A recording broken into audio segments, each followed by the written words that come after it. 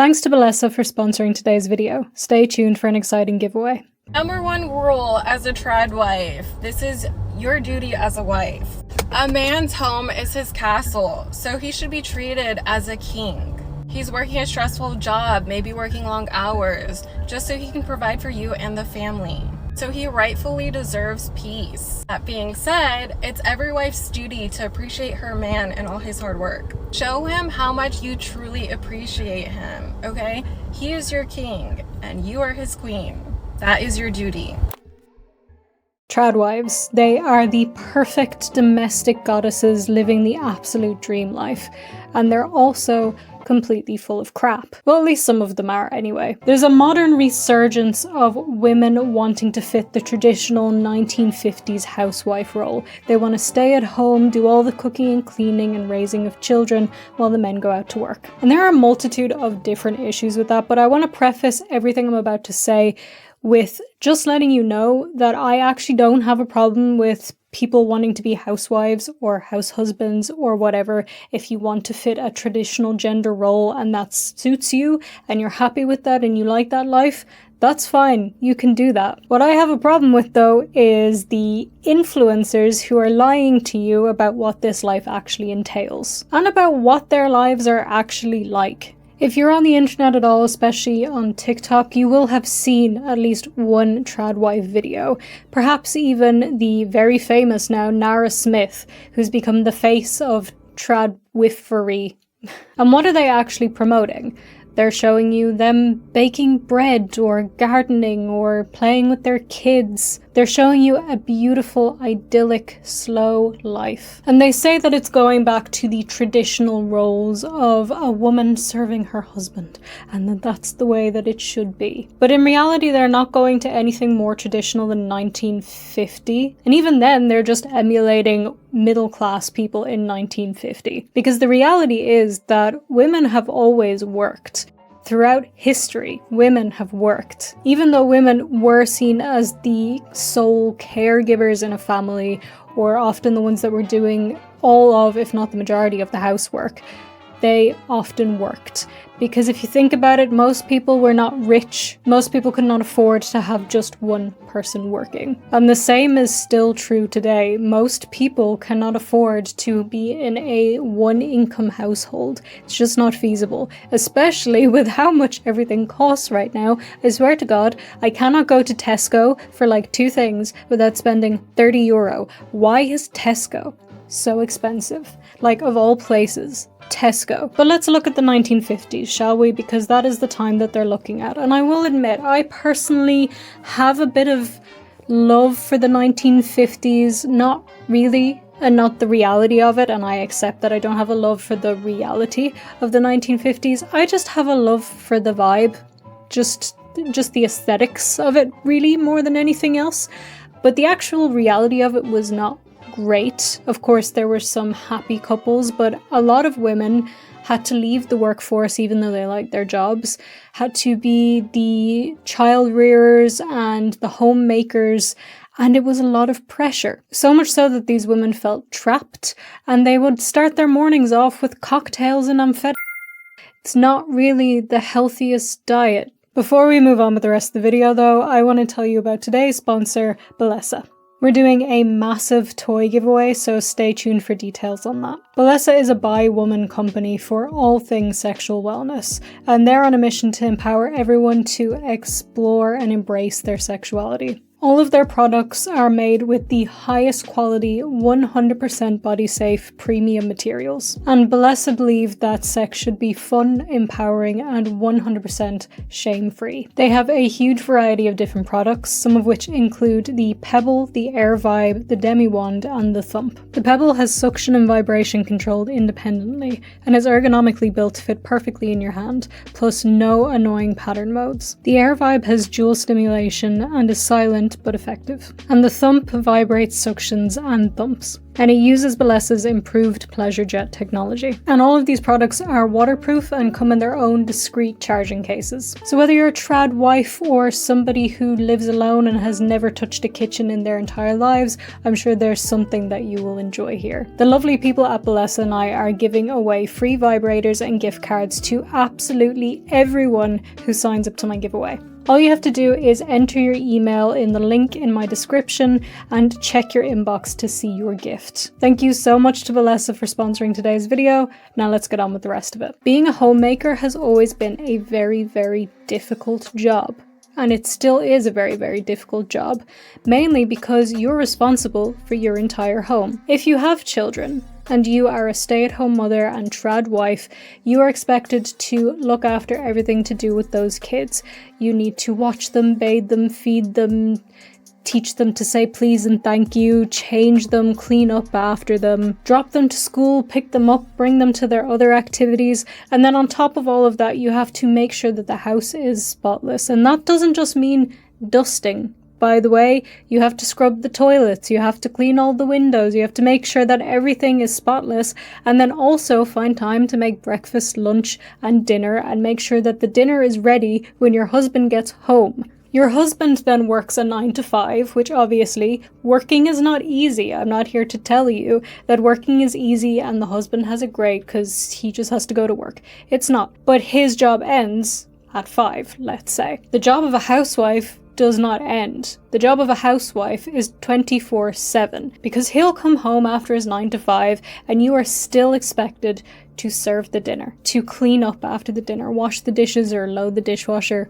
whatever we're doing. I'm pretty sure trad wives are allowed to have dishwashers these days. Fold clothes, hang clothes, whatever it is you need to do, put the kids to bed, look after your husband, and all of that. The job doesn't end, but his does. In my eyes, that is not fair, and it's something that's not talked about in regards to being a trad wife, is that you will be working 24/7. It's not a life where you don't get to work. And if all you want is to stay at home with your kids, that's lovely. You can absolutely do that, but don't be under any illusion that it's going to be an easy, fun time. There will be lovely moments with your children, but there will still be moments when you're scrubbing toilets and dealing with screaming children and you have a headache or you have your period and you still have to do everything and nobody thanks you because it's expected of you to do all of this. That is your role. That is your duty. This is what these trad wife influencers are not showing you. They're not showing you the reality of it. They're not showing you the 24/7 work. And they're not showing you anything beyond baking bread. Because if you look at the majority of these accounts, all they're showing you is, my child asked for cereal today, so I made cereal from scratch. This morning I asked my toddlers what they wanted for breakfast and they both said cereal, so cereal it was and we got started right away. I made 2 types of cereal. The first one was chocolate chip cookie cereal, so I mixed some flour, peanut butter, maple syrup, milk and chocolate and formed that into a dough. Then I rolled tiny little balls and flattened them out to resemble little cookies. I put all of them on a baking sheet and then popped that in the oven for about 10 to 13 minutes. Pulled that out and let that cool while I started on my second type of cereal. This cereal was a Cocoa Puff cereal, so I did oat flour, maple syrup, cocoa powder, some nut butter, and gave that a really good mix. Then I formed that into a ball, cut that in 4 pieces, and then started assembling my small little Cocoa Puff balls. I didn't want to flatten these out, so I just laid them on the baking sheet like this and put those in the oven as well for about 10 minutes. Once those were done, I let those cool as well and then assembled my little bowl of cereal with my Cocoa Puffs and my cookies, topped that with milk, and that's what they had for breakfast. And are we not questioning how these people have time to just do this from scratch when their entire role is staying at home and cleaning and cooking and minding the children? Are we not questioning how they have time to do this? It's because the majority of them are filthy rich. And filthy rich means that they have help. They hire people to do things. They have nannies or cleaners or people that are doing the work for them. So they're not really trad wives. They're just stay-at-home wives who have people doing a lot of the work for them. So they get to make TikToks and Instagram reels of them baking. And that would be fine if they were admitting that. If they were telling people this is the life that I'm promoting. I'm not promoting staying at home, not having a job, and doing everything yourself. I'm not promoting that. I'm promoting having help, marrying rich, and just baking all day. They don't tell you that. They lie about what they're doing. Not all of them, of course. Some of them are honest. Some of them are just doing all this stuff and they only show you the good bits. But a lot of them are rich. Take, for example, Ballerina Farm. Ballerina Farm is a business. They sell meat products, flour and aprons, things like that. But the social media accounts are run by the wife, Hannah Nealman. Now, Hannah shows you lovely videos like this. Welcome back to the Ballerina Farm kitchen. Today we're going to be making homemade mozzarella. Hello, Maven. I thought you were milking the cow with Daddy-O.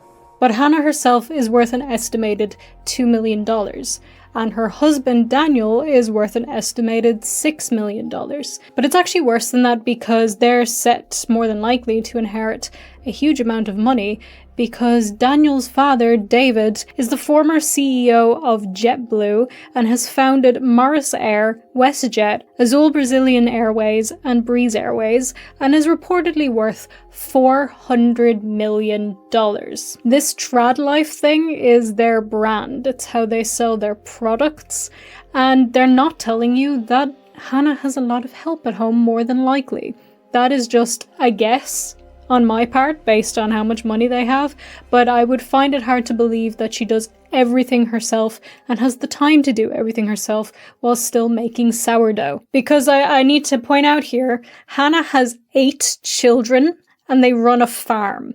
There is I'm sorry, there's no possible way in the world to have 8 children and a farm and still have time to bake sourdough. Unless you are a time traveler or you have that little spinny necklace that Hermione had in the 3rd Harry Potter, it's just not happening. But is she telling you this? Is she telling you that she has tons of money and freedom? No, she's not. She's just selling you a lifestyle that's not even real. She's tricking people into believing if they just fall into the tradwife role that all they'll have to do all day is hang out with their kids, mind their kids, and bake some bread, and it'll be all lovely and happy and great. But that's not the reality of it. Because more than likely, none of you have $400 million. If you do, could you send a little bit my way? I'd really appreciate that. That would be so nice. Thanks. But probably you don't have $400 million. And if you don't, or even if you don't have $2 million, it's pretty hard to spend your time at home doing nothing. They're tricking people into thinking this is attainable, and it's not attainable, but that is just what influencers do, isn't it? The other very nefarious part of all of this is that they're also promoting the idea that there are set gender roles. Not that they want to embody these set gender roles, that those are there, that women have to be submissive to their husbands, and that is the role of a woman, which is complete and utter bullshit. And I don't know how people are still spreading this idea today. If you want to embody traditional gender roles and you are a man and a woman who are married and the woman wants to stay at home and cook and clean and mind the children and the husband wants to go to work, you can do that because that's your choice to do that. But it's not some order of some god or something that women have to be this and men have to be that. You can be whatever you want. Besides a murderer, don't be a murderer. In fact, I'd much rather you be a lying influencer than a murderer, please.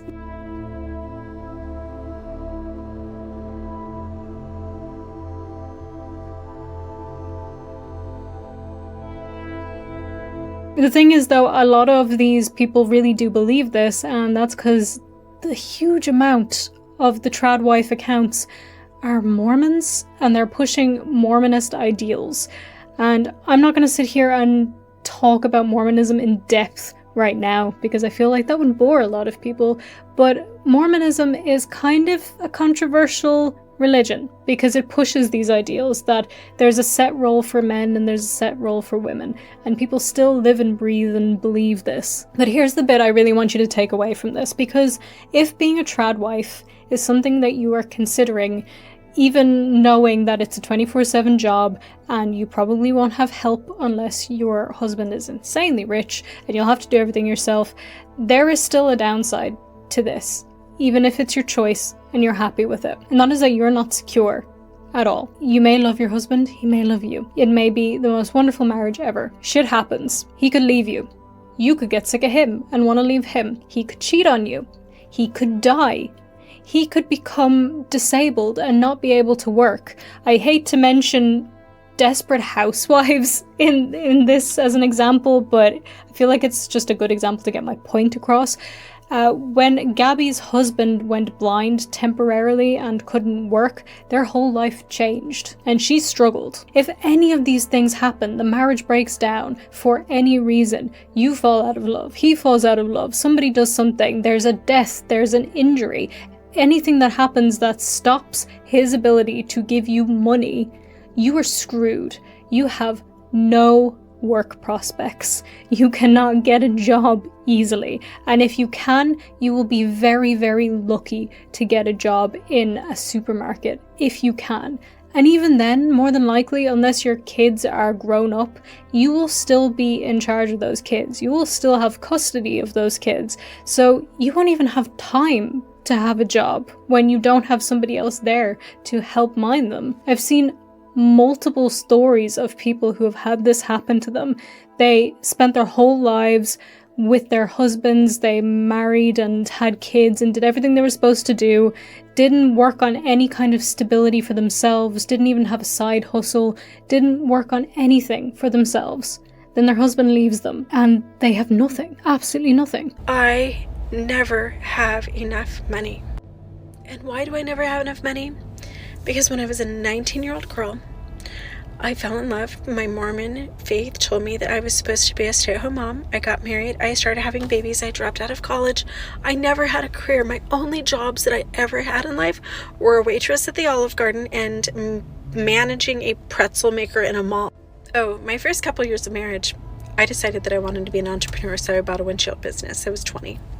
And my Mormon stake president reminded me that women weren't supposed to work, so I quit my own business, handed it over to my husband, took my name off of it. I would work our family business throughout the next 24 years of my marriage, but I never got paid. I didn't have a salary. My name wasn't on it. I literally worked for room and board.